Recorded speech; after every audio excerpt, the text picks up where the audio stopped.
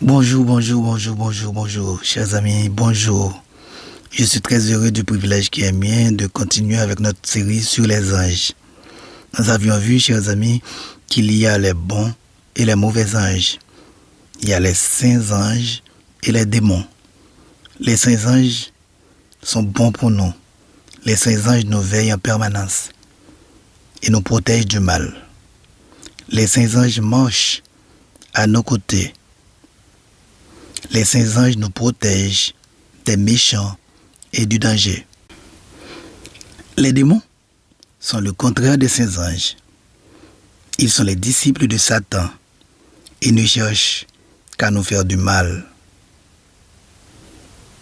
Aujourd'hui, je vais vous parler de la personnalité des démons et de certaines de ses actions. N'oublie pas, mon ami, de cliquer sur le bouton abonner et sur la cloche de notification pour être au courant de nos prochaines publications. La personnalité des démons. Les démons, chers amis, ont une personnalité. Les démons possèdent les caractéristiques de la personnalité qui sont l'intellect, l'émotion et la volonté. Les démons possèdent l'intellect selon Luc 4, 34, l'émotion selon toujours Luc 4, 34, la volonté selon Matthieu 12, versets 43 et 44. En plus de l'intellect, de l'émotion et de la volonté, les démons possèdent une nature morale selon 2 Pierre 2, verset 4.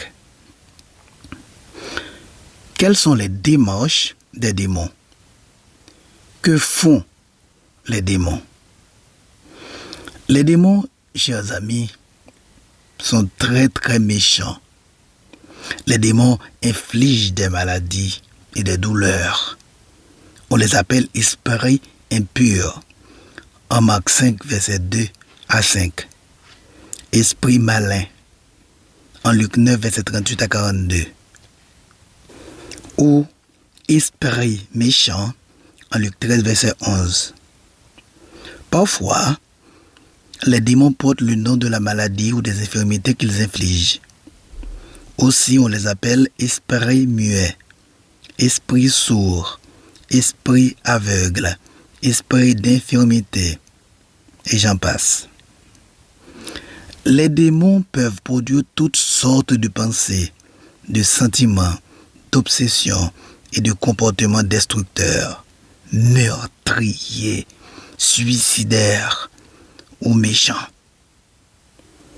Exemple, les gangs criminels et les terroristes du monde sont dirigés par des démons. Les gangs criminels sont endiablés, sont démonisés. Aussi, ils tuent jeunes, vieux et bébés. Ils coupent des têtes. Ils mangent de la chair humaine. Ils sont des cannibales. Ils n'ont pas de cœur. La semaine dernière, un ami m'a dit que des gangs sont entrés dans la demeure d'une femme qui possède 2 garçons. L'un est en médecine, l'autre est en fin d'études classiques. Les gangs criminels ont tué les 2 jeunes et les ont brûlés.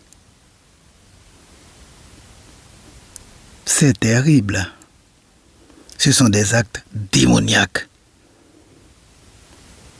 Les gangs sont possédés par les démons. Parlons un peu de la possession démoniaque aujourd'hui, mais nous allons parler de cette possession démoniaque avec plus de détails dans notre prochain exposé. La possession démoniaque, c'est quoi? Comme le terme l'indique, la possession démoniaque est la prise de possession d'une personne par un ou plusieurs démons qui viennent faire leur demeure en elle.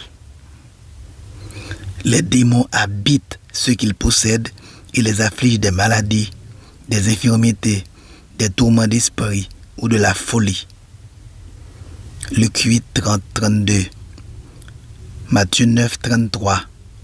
Matthieu 17, 18. Luc 4, 35, 41. Etc. Certaines personnes peuvent être possédées de plusieurs démons. Ils sont présents soit en permanence, soit par intermittence. Chez le roi Saül, en 1 Samuel 16, verset 23, les démons étaient présents par intermittence. Chez l'enfant épileptique, en Luc 9, 39, les démons étaient présents par intermittence. Il est important de noter que la Bible ne dit pas que toutes les maladies sont infligées par des démons. Une distinction nette est faite entre les maladies ordinaires ou naturelles et celles infligées par des démons. En Matthieu 8, verset 16. Ce texte nous dit: le soir, on amena auprès de Jésus plusieurs démoniaques. Il chassa les esprits par sa parole et il guérit tous les malades. En Marc 1, verset 32 à 34, nous lisons: le soir après le coucher du soleil, on lui amena tous les malades et les démoniaques, et toute la ville était rassemblée devant sa porte. Il guérit beaucoup de gens qui avaient diverses maladies. Il chassa aussi beaucoup de démons, et il ne permettait pas aux démons de parler, parce qu'il le connaissait. En Luc 13, verset 32, nous lisons: il leur répondit: allez et dites à ce renard, voici je chasse les démons et je fais des guérisons aujourd'hui et demain, et le troisième jour j'aurai fini. En Matthieu 4, verset 24, les démoniaques ne sont qu'un type de malade parmi plusieurs. Sa renommée se répandit dans toute la Syrie, lisons-nous dans ce verset, et on lui amenait tous ceux qui souffraient de maladies et de douleurs de divers genres, des démoniaques, des lunatiques, des paralytiques, et il les guérissait. Par ailleurs, il y a plusieurs passages tels que Matthieu 8, verset 14, Marc 2, verset 3 à 12, Marc 3, verset 1 à 5, Jean 9, verset 1, où aucune cause démoniaque n'est en vue quand il s'agit d'une personne malade. Les maladies peuvent avoir pour cause ou bien des microbes ou bien des démons. Deux pensées s'opposent concernant les démons. Celle des séculiers qui croient que les démons ne sont que mythes et que la maladie a toujours une cause biologique ou psychologique. Et celle des animistes qui ignorent les microbes et qui croient que toutes les maladies ont une cause démoniaque. Les démons peuvent prendre possession des animaux, chers amis. En Marc 5, versets 12 et 13, on peut le lire.